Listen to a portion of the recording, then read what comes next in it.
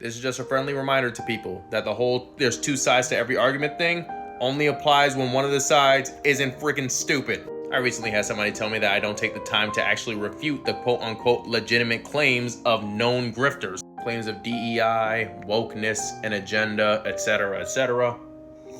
And while I could sit down and make an entire video essay explaining how and why they're wrong in each and every one of their points, I would essentially just be using all my vocabulary to say they're stupid.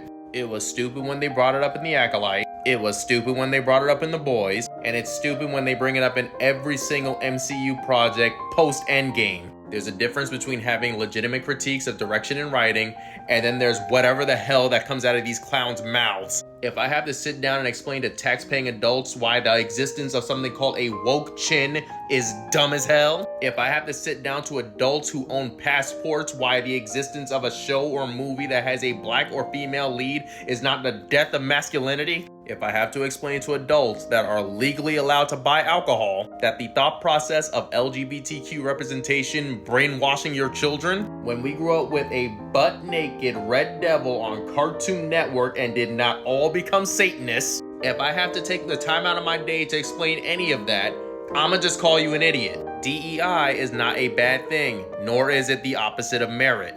Oh, and don't get me started on the people who are like, we just want the characters to match the description. I find it weird that a bunch of you care about the accuracy of a character that none of you knew about. I promise you, nobody prior to 2025 was cosplaying as Slug. Y'all will say a queer person can't have that role because of quote-unquote accuracy, when Hugh Jackman is a tall, handsome man, when in the comics, Logan is a short, ugly person in need of serious therapy. Oh well, why does it feel like every movie suddenly hates men? As somebody who has been a male his entire life, I can tell you with all certainty that the answer to your question lies in therapy. If a girl beating up a guy makes you feel like the project hates men, but can understand with full comprehension why Thor beating up Hela is not an assault on women, then congratulations, you need to talk to somebody with a degree on their wall. Oh well, why do TV shows and movies feel the need to race or gender swap pre-established characters? Crack open a comic book from the 1950s and count how many named characters are people of color or women.